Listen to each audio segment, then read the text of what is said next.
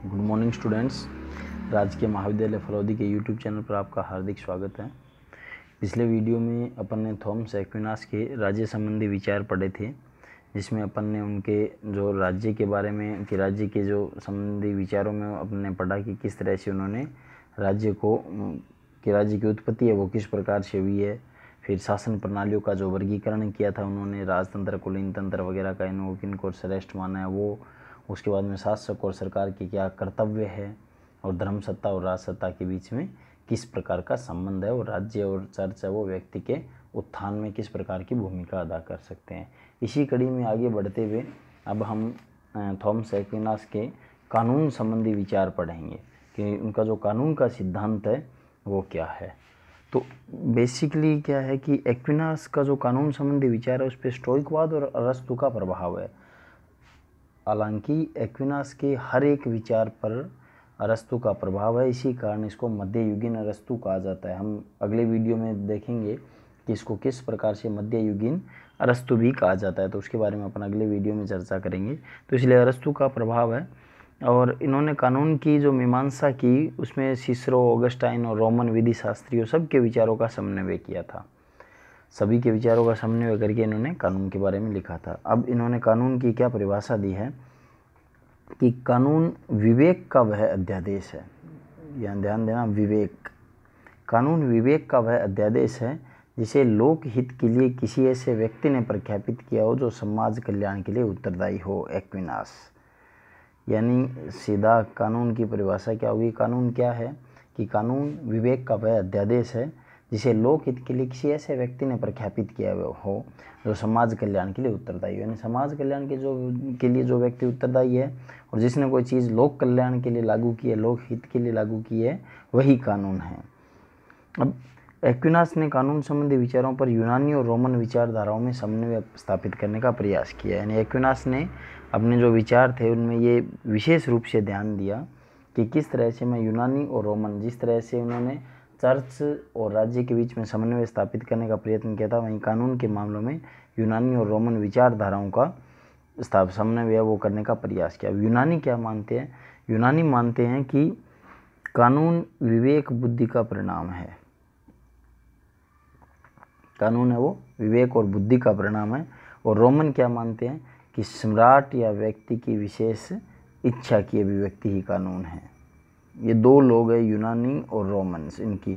अब इनके अकॉर्डिंग आप अरस्तु की परिभाषा देखो। कानून विवेक का वह अध्यादेश है, यूनानियों की चीज़ लिए, यानी विवेक का परिणाम है। तो विवेक का वह अध्यादेश है जिसे लोक हित के लिए ऐसे व्यक्ति ने, जहाँ पर ये सम्राट या व्यक्ति विशेष की इच्छा व्यक्ति ने पर, तो ये जो विवेक और व्यक्ति, इन दोनों को जोड़ करके इसने जो एक्विनास है उन्होंने इन दोनों का अपने जो कानून का सिद्धांत है उसमें बड़ा सुंदर समन्वय किया है। तो इस प्रकार जो एक्विनास ने जो कानून संबंधी जो विचार है उन्होंने सीधा सीधा यही कहा है, या इनके विचार में विधेयक कानून का केवल शासक द्वारा, क्योंकि कानून सिर्फ शासक द्वारा लागू किया जाना आवश्यक नहीं है, ज़रूरी है कि वो विवेक सम्मत भी हो, यानी जो किसी को देख करके अजीब न लगे। ऐसा कानून कभी सच्चा नहीं हो सकता जिसका उद्देश्य लोक कल्याण या लोक हित नहीं हो। यदि राजा द्वारा जारी किया गया जो आदेश है वो विवेकपूर्ण और सामान्य हित के उद्देश्य से प्रेरित नहीं है तो वह सच्चा कानून नहीं है, और इस प्रकार का कानून है वो लंबे टाइम तक टिक भी नहीं सकता है। तो एक्विनास कानून है उसको स्वयं सिद्ध मानते हुए मानवीय कानून को देवीय कानून से संयुक्त करने का प्रयास करते हैं। और मानवीय विधि है उस देवी व्यवस्था का एक विभिन्न भाग है जिसके अनुसार स्वर्ग तथा पृथ्वी पर विभिन्न वस्तु का शासन होता है, और यह व्यवस्था सीधे ईश्वर के विवेक से उत्पन्न हुई है और सभी प्राणियों का नियमन करती है। तो संकुचित मानवीय अर्थ में यह विधि एक सार्वभौमिक तत्व की अंश मात्र है। यानी अगर अपन बेसिकली देखें तो एक्विनास के जो कानून संबंधी है उनका यही मानना है कि कानून है वो विवेक सम्मत होना चाहिए और उसका उद्देश्य है वो लोकहित होना चाहिए। अगर ये दो चीज़ें नहीं होगी तो ऐसा कानून है वो लंबे समय तक नहीं टिक पाएगा। फिर इसी बात को एक्विनास है वो आगे तक लेकर के जाते हैं। अब एक्विनास द्वारा प्रतिपादित कानूनों की विशेषता क्या है? पहला, कानून शासन के आदेश होते हैं। शासन के आदेश, जो सरकार है उसके आदेश ही कानून है। दूसरा, कानून सदैव जनहित के लक्ष्य की ओर उन्मुख रहता है। दोनों बातें इनकी परिभाषा में आ गई। तीसरा, समस्त जनता कानून की संस्थापक हो सकती है अथवा वह जननेता यह कार्य कर सकता है जो समस्त जनता के हितों का रख सके, यानी कोई व्यक्ति भी कर सकता है और सारी जनता भी कानून का निर्माण कर सकती है। तो दोनों चीज़ें हैं वो एक्विनास मानते हैं। चौथा, कानून को अपनी शक्ति तभी मिलती है जब उसकी समुचित उद्घोषणा हुई हो, यानी कानून है वो इफेक्टिव या उसको पावर तभी मिलती है जब इसके बारे में उसको समुचित उद्घोषणा हो चुकी हो। अब एक्विनास कानूनों का वर्गीकरण करते हैं। किस प्रकार का वर्गीकरण देखते हैं? वो 4 प्रकार का वर्गीकरण करते हैं। शाश्वत कानून, प्राकृतिक कानून, मानवीय कानून और देवी कानून। इसी क्रम में ये इनको रखते हैं चारों को। तो चारों वर्गीकरण इनका अपन अभी डिटेल से अध्ययन करते हैं। सबसे पहला है शाश्वत कानून। अभी क्या है शाश्वत कानून? शाश्वत कानून का संबंध है वो ईश्वरीय विवेक से है, जो सभी सृजी हुई वस्तुओं में व्यापक है। समस्त सृष्टि, देव, मानव, पशु और जड़ पदार्थ शाश्वत कानून के अधीन है। यानी शाश्वत कानून है वो, इस तरह को अपन इसको सर्वोच्च कानून भी मान सकते हैं। सर्वोच्च कानून, शाश्वत विधियाँ सर्वोच्च विवेक का प्रतीक है और इन्हें पूर्ण रूप से समझ में न आने के कारण ही मनुष्य भाग्य के भरोसे बैठा रहता है। मनुष्य के लिए इनका पूर्ण ज्ञान करना असंभव है। यहाँ ध्यान दीजिएगा कि इनका जो शाश्वत कानून है, इनका संबंध है वो ईश्वरीय कानून से या ईश्वरीय विवेक से है, जो समस्त धरती पर चाहे कोई जड़ है चाहे चेतन है, कोई भी चीज़ है, हर एक चीज़ है वो शाश्वत कानून के अधीन है। शाश्वत विधियाँ हैं वो सर्वोच्च विवेक का प्रतीक है और इन्हें ढंग से समझ में न आने के कारण ही मनुष्य अपने आप को भाग्य के भरोसे ला करके छोड़ता है और मनुष्य के लिए इनका पूर्ण ज्ञान प्राप्त करना है वो असंभव है।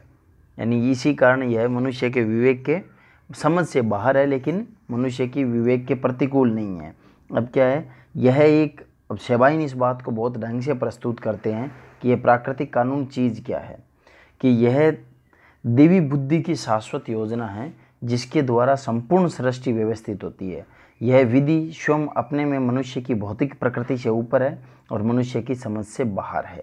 यानी यह देवी की योजना है जिसका जिसके द्वारा पूरी सृष्टि पर यह विधि लागू, शाश्वत कानून लागू होता है। यह विधि स्वयं अपने में मनुष्य की भौतिक प्रकृति से ऊपर है और मनुष्य की समझ से बाहर का मसला है। शेबाइन इसको बहुत बेहतरीन तरीके से वर्णन करते हैं। अब ये अगर इस तरह की जो विधि है वो मनुष्य की समझ से बाहर है, लेकिन इतना भी हमें ध्यान रखना होगा कि ये मनुष्य के विवेक के प्रतिकूल नहीं है। ये इसका भी उद्देश्य है वो मनुष्य का कल्याण करना ही है। और जहाँ तक मनुष्य की शांत प्रकृति अनुमति देती है, ईश्वर की बुद्धिमत्ता और अच्छाइयों में भी मनुष्य का भाग रहता है। तो ईश्वर की ये विभूतियाँ मनुष्य के अंदर प्रकट होती है, तब मनुष्य की प्रकृति देवी पूर्णता का ही केवल विकृत चित्र उत्पन्न करती है। तो इस प्रकार अपन देखते हैं कि जो शाश्वत कानून है वो सर्वोच्च कानून है, ईश्वर के द्वारा बनाया गया कानून है जिस पर मनुष्य का कोई वश नहीं चलता, लेकिन संसार की समस्त चीज़ों पर इस शाश्वत कानून के अधीन आती है और ये मनुष्य की समझ से बाहर है, लेकिन मनुष्य के विपरीत नहीं है। अब दूसरा है प्राकृतिक कानून। अब एक्विनास के मतानुसार प्राकृतिक कानून सृष्टि के प्राणियों में देवी का प्रतिबिंब है। ध्यान देना कि एक्विनास क्या मानते हैं कि प्राकृतिक कानून है वो सृष्टि के प्राणियों में देवी बुद्धि का प्रतिबिंब है। इसी की प्रेरणा से सभी प्राणी अच्छाई को प्राप्त करना और बुराई से दूर रहना चाहते हैं। महत्वपूर्ण बात, यानी देवी कानून का यह असर है कि जिसकी बदौलत वो समस्त लोग वो अच्छाई करना चाहते हैं और बुराई। इनकी उत्पत्ति शाश्वत कानूनों से होती है, इम्पोर्टेंट, लेकिन ये अधिक स्पष्ट और बोधगम्य होते हैं क्योंकि शाश्वत कानून है वो मनुष्य की समझ से बाहर होते हैं और उन पर उनके समझ में नहीं आते, वो देवी के बनाए होते हैं इसलिए, लेकिन ये वो अधिक स्पष्ट और बोधगम्य होते हैं जो समझ में आ सकते हैं, सबके लिए सम्मान होते हैं और चाहे मनुष्य हो या पशु हो या वनस्पति, देवी कानून है वो सबके लिए समान होते हैं। परंतु इनकी सबसे सुंदर अभिव्यक्ति मनुष्य में भी है जिसका कारण विवेक है। यानी ये जो प्राकृतिक कानून है इसका सबसे बेहतरीन उदाहरण मनुष्य है, वो इसको बहुत ढंग से समझ सकता है और उसका कारण है उसका स्वयं का विवेक। विवेक के कारण ही वो प्राकृतिक कानूनों को बहुत ढंग से समझ पाया है, क्योंकि ये देवी बुद्धि का जो मतलब ये एक देवी बुद्धि का प्रतिबिंब है, जो प्रतिबिंब है, उसी कारण ये मनुष्य के लिए ज़्यादा सही है। इस प्रकार के जो कानून है वो मनुष्य के लिए ज़्यादा सही है, क्योंकि प्राकृतिक कानून है वो विश्व की सभी वस्तुओं में समान रूप से व्याप्त रहते हैं। जबकि देखो, अगर इनमें सब रूप में समान रूप से व्याप्त है, लेकिन फिर भी ये मनुष्य में बहुत सुंदर रूप से अभिव्यक्त है। उसका कारण क्या है? मनुष्य के पास विवेक है, और जो जड़, जो पशु, पेड़ पौधे वगैरह अवचेतन रूप से कार्य करते हैं, उनके पास में विवेक नहीं है। और प्राकृतिक कानून है वो ईश्वरीय विवेक से उत्पन्न है, अतः ये अपरिवर्तनीय होने के साथ साथ आवश्यक भी है। इतना ध्यान रख लेना कि इन कानूनों को, ये जो प्राकृतिक कानून है वो बहुत आवश्यक है, इनको बदला नहीं जा सकता, ये पूर्णतः अपरिवर्तन है। और प्राकृतिक विधि की वो सारी चीज़ें इसमें शामिल है जो मनुष्य की जो प्रवृत्ति है उसको व्यापक आधार प्रदान करती है। तो जो जितनी भी चीज़ें हैं, चाहे वो आत्मरक्षा हो, संतान की इच्छा हो, समाज में रहकर जीवन बताने की इच्छा हो, सत्य का बोध हो, बुद्धि का विकास हो, ये सारी की सारी बातें इसी कानून से संबंधित है। और विवेक से उत्पन्न होने के कारण ये कानून है सभी व्यक्तियों में समान रूप से पाए जाते हैं। तो प्राकृतिक कानून कुल मिलाकर के वो कानून है जो डायरेक्ट देवी के द्वारा बनाया गया है, देवी बुद्धि का प्रतिबंधित है, जो बुद्धिमान लोगों के द्वारा बनाया गया है, जो मनुष्य के लिए ज़्यादा आसान है शाश्वत कानूनों की बजाय। अब तीसरा है देवी कानून। देवी कानून क्या है कि ये प्राकृतिक कानूनों से निम्न प्राप्ति उपबोध से होती है। ये जो कानून है वो प्राकृतिक कानूनों से नीचे की श्रेणी के है, इनकी प्राप्ति वो उपबोध से होती है। धर्म ग्रंथों में ये लिपिबद्ध है। मानव विवेक है वो शून्य और बुद्धि त्यागने पर ये कानून उसकी बुराइयां दूर करते हैं। ईश्वर का उपहार है, न कि मानव बुद्धि की खोज। मोक्ष प्राप्ति में सहायक है। प्राकृतिक और देवी कानून का विरोधी नहीं है, क्योंकि दोनों ही विवेक सम्मत है।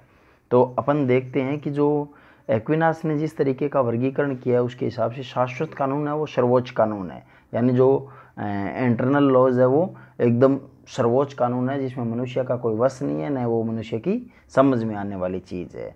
लेकिन ये जो प्राकृतिक कानून है ये मनुष्य के समझ में भी आते हैं, बोधगम्य भी है, और ये उनकी उत्पत्ति है वो शाश्वत कानून से हुई है। अब देवी कानून है ये बिल्कुल आसान है, जो मनुष्य के लिए हर एक चीज़ के लिए मनुष्य को जिसका हर एक चीज़ का ज्ञान करवाते हैं, जो ये देवी कानून है, इनकी उत्पत्ति है वो प्राकृतिक कानून से हुई है, यानी क्रमबद्ध चलता जा रहा है। तो ये जो देवी कानून है इनको प्राकृतिक कानूनों में सबसे नीचा का, हालांकि प्राकृतिक कानूनों में सबसे निम्न स्थान दिया है, क्योंकि इनकी उत्पत्ति, उनकी प्राप्ति है वो उपबोध के द्वारा होती है, और बाद में इन्हें धर्मग्रंथों में लिपिबद्ध कर दिया जाता है। यानी जब मनुष्य है, कोई भी मनुष्य जो विवेक शून्य होता है या अपनी बुद्धि त्याग देता है, तो ये उनकी बुराइयों को दूर करते हैं। विधियाँ है वो ईश्वर की देन है। इन्हीं अध्ययन और अनुसरण से मनुष्य मोक्ष की प्राप्ति कर सकता है। देवी कानून है वो पूर्णतया ईश्वर प्रदत्त उपहार है, मानव बुद्धि की खोज नहीं है। और ये बेसिकली अगर अपन बात करें तो ये जीवन के आध्यात्मिक पक्ष को जितना निर्धारित करना है उतना लौकिक पक्ष को निर्धारण नहीं कर पाता है। विभिन्न जातियों और कालों में देवी कानून का रूप और तत्व है वो भिन्न भिन्न होते हैं, जबकि प्राकृतिक कानून है वो सबके लिए समान रूप से काम करने वाला है। प्राकृतिक कानून और देवी कानून है वो किसी प्रकार से एक दूसरे का विरोधी नहीं होता है, क्योंकि दोनों विवेक सम्मत होते हैं। तो इस प्रकार देवी कानून है वो बेसिकली आध्यात्मिक जीवन के लिए सर्वोच्च कानून है, और आध्यात्मिक स्तर को, मनुष्य के आध्यात्मिक पक्ष के लिए बात करता है, लौकिक पक्ष की बात नहीं करता। और यह कानून प्राकृतिक या शाश्वत कानून का किसी भी प्रकार से विरोधी नहीं हो सकता, क्योंकि समस्त है वो विवेक सम्मत कानून है, और विवेक सम्मत है वो कभी किसी का विरोधी नहीं हो सकता। अब चौथा है मानवीय कानून।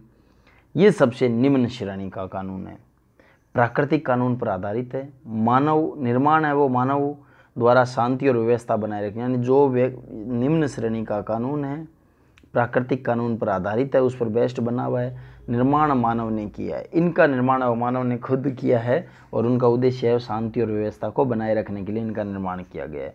उक्त तीनों कानून मनुष्य पर लागू, मनुष्य तक सीमित नहीं है, इसलिए जो विधि मनुष्य के लिए विशेष रूप से बनाई गई है वो है मानवीय विधि।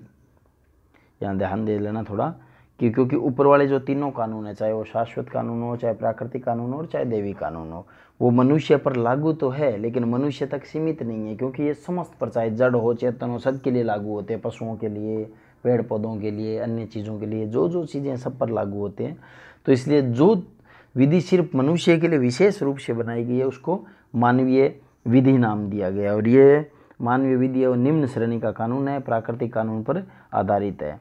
अब मानवीय विधि है वो दो प्रकार के, राष्ट्रों के कानून और नागरिकों के कानून। अब मानवीय क्योंकि निम्न श्रेणी का है और शाश्वत, वो चाहे शाश्वत कानून हो, प्राकृतिक कानून हो, देवी कानून हो, सब मनुष्य पर लागू होते हैं, लेकिन न तो मनुष्य तक सीमित है और न ही केवल मानवीय प्रकृति के ऊपर आधारित है। तो जो विधि विशेष रूप से मनुष्यों के लिए है उनको मानवीय विधि नाम दिया गया है। अब मानवीय विधि है उसके दो भेद है, अपने राष्ट्र के कानून और नागरिकों के कानून। अब मानवीय कानूनों का स्रोत है वो प्राकृतिक विधि है। जब धीरे धीरे प्राकृतिक विधियां परंपराओं में प्रचलित हो जाती है तो राज्य इन कानूनों का समर्थन करने लगता है। यानी जब क्योंकि इनका स्रोत है वो प्राकृतिक है, प्राकृतिक विधि, और प्राकृतिक विधि जब धीरे धीरे परंपराओं में बदलती है तो राज्य भी धीरे धीरे इन कानूनों का समर्थन करता है। और राज्य द्वारा समर्थन और इन कानूनों का सुस्पष्ट होने पर मनुष्य इन्हें मानने के लिए बाध्य हो जाता है। इनके पालन से सामाजिक व्यवस्था को बल मिलता है और इनका पालन न करने पर व्यक्ति द्वारा दंड, राज्य द्वारा दंड मिलता है, जो वर्तमान में हो रहा है। जो वर्तमान में जो कानून, जिस तरीके के कानून है जो चल रहे हैं उनके हिसाब से अगर देखें तो पालन नहीं करेगा तो दंड नहीं होगा। तो मानवीय कानून है वो समाज का संरक्षक होता है और राज्य के द्वारा लागू होता है। लेकिन राज्य इतना भी, ये राज्य को भी ध्यान रखना होगा, ये अपन मानते भी कि राज्य इनको लागू करने में मनमानी, इनको बनाने में राजा या राज्य मनमानी नहीं करना, उनको इतना ध्यान रखना पड़ता है कि कानून है वो विवेक सम्मत हो और प्राकृतिक कानून से असंगत न हो, इतना ध्यान रखने वाला मामला है। एक्विनास भी मानवीय कानून को प्राकृतिक कानून के अधीन ही रखते हैं, क्योंकि इनके अनुसार क्या है कि विवेक विरोधी किसी भी मानवीय कानून को मानने के लिए कोई नागरिक बाध्य नहीं है। ये बात पहली होगी जब कानून की परिभाषा आई थी, उसमें ही कह दिया था कि कानून है क्या। तो कानूनों की जब बेसिकली बात होती है कि कानून क्या है, तो एक्विनास कहते हैं कि वह विवेक का अध्यादेश है। अगर विवेक सम्मत नहीं है तो व्यक्ति नहीं मानेगा। और जिसे लोकहित के लिए कोई व्यक्ति, ऐसे व्यक्ति ने प्रख्यापित किया हो जो मानव कल्याण के लिए उत्तरदायी हो, तो अगर, क्योंकि वो मानते हैं कि अगर विरोधी कानून होगा, विवेक विरोधी कानून होगा तो कोई नागरिक बाध्य नहीं होगा। राज्य के कानून को मानने के कर्तव्य को असीम जो शर्त है उसको भी नहीं मानता है। व्यक्ति केवल न्यायोचित और विवेक सम्मत जो राज्य की आज्ञाएं होती है उनको ही पालने के लिए, उनको ही मानने के लिए बाध्य होता है। संयोगवश किसी दुष्परिणाम से बचने के लिए अगर उसके किसी कानून को न्यायोचित न होने पर भी मानना पड़े तो एक अलग बात है। तो मानवीय कानून के निर्माण में शासक पर एक्विनास का एक अन्य प्रतिबंध यही भी है कि कानून किसी व्यक्ति या वर्ग विशेष के हितार्थ नहीं है बल्कि सामान्य हित के लिए बनाया जाना चाहिए। तो मानवीय कानून बनाते टाइम ये राजा का उत्तरदायित्व तो भी एक्विनास निर्धारित करते हैं। अब शॉर्ट में अगर अपन समझना चाहें इन चारों कानूनों को, डनिंग ने बहुत ही बेहतरीन तरीके से इन चारों कानूनों के रूप को समझाया है। कैसे समझाते हैं कि शाश्वत कानून विश्व को नियंत्रित करने वाली योजना है जो ईश्वर के मस्तिष्क में विद्यमान है। ये जो चीज़ें हैं इससे आप बहुत बेहतरीन तरीके से समझ पाओगे कि शाश्वत कानून विश्व को नियंत्रित करने वाली योजना है जो ईश्वर के दिमाग में विद्यमान है, जिस पर मनुष्य का कोई जोर नहीं है। और प्राकृतिक कानून मनुष्य का एक बुद्धिपरक प्रणाली के रूप में शाश्वत प्रणाली में भाग लेना है। कि ये जो प्राकृतिक कानून है वो शाश्वत प्रणाली में भाग लेना है, जिसके द्वारा वह अपने भले बुरे की पहचान कर अपना सही लक्ष्य प्राप्त करने का प्रयास करता है। प्राकृतिक कानून एक बुद्धिपरक प्रणाली है जिसका उद्देश्य है वो भले बुरे की पहचान करके सही लक्ष्य को प्राप्त करना है। देवीय कानून वह है जिसके द्वारा मानव विवेक की सीमाओं और अपूर्णता की पूर्ति की जाती है, मनुष्य को पारलौकिक लक्ष्य की ओर निर्देशित किया जाता है। और मानवीय कानून मानवीय बुद्धि द्वारा प्राकृतिक कानून के सिद्धांत का विशिष्ट लोक परिस्थितियों में प्रयोग करना है। मानवीय कानून का लोक स्थितियों में जो प्राकृतिक कानून है उसका विशिष्ट लोक परिस्थितियों में प्रयोग करना ही मानवीय कानून है, जिसका उद्देश्य है वो मनुष्य का कल्याण ही है। तो इस प्रकार डनिंग है वो बहुत ही बेहतरीन तरीके से इन चारों कानूनों को बताते हैं। शाश्वत कानून है वो ईश्वर के पास है, प्राकृतिक कानून है वो बुद्धिपरक प्रणाली है, देवी के द्वारा निर्मित है लेकिन वो सब पर लागू होता है। देवीय कानून है वो जिसका जो मानव विवेक की सीमाओं और अपूर्णताओं की पूर्ति करते हैं, पारलौकिक लक्ष्य निर्धारित करते हैं। और मानवीय कानून जो राजा के द्वारा बनाए जाते हैं। तो ये जो दो प्रकार बांटे, राष्ट्रों के कानून और नागरिकों के कानून मानवीय विधि के अंतर्गत, तो इस प्रकार से ये जो एक्विनास के जो कानून संबंधी सिद्धांत है उनके बात आती है। 4 कानून है। देवी कानून की बात करते हैं एक्विनास, उसके बाद शाश्वत कानून सबसे पहले, उसके बाद में प्राकृतिक, फिर देवी और फिर मानवीय। चारों एक दूसरे, शाश्वत कानून है वो सर्वोच्च है, उसी से समस्त जितने भी जो वर्ग है उन समस्त वर्गों तक उन्हीं से वो निचोड़ है वो निकलता आता है। शाश्वत कानून से ही प्राकृतिक कानून निकलता है, प्राकृतिक कानून है उसी से देवीय कानून की उत्पत्ति होती है, और देवीय कानून और इन सब से मानवीय कानून की उत्पत्ति होती है। तो ये चारों एक दूसरे से जुड़े हुए हैं, और बाद में इन्होंने डनिंग ने बहुत ही बेहतरीन तरीके से चारों को एक साथ संयोगवश बताया है। तो इस प्रकार ये आज आपका जो इनके एक्विनास के कानून संबंधी सिद्धांत है वो पूरा हुआ। और इस वीडियो को अधिक से अधिक ग्रुप्स में आप भेजिए, और अब महाविद्यालय के यूट्यूब चैनल को सब्सक्राइब कीजिए ताकि आपको लेटेस्ट अपडेट है वो मिलती रहे, और घर पर रहें, सुरक्षित रहें। बहुत बहुत धन्यवाद।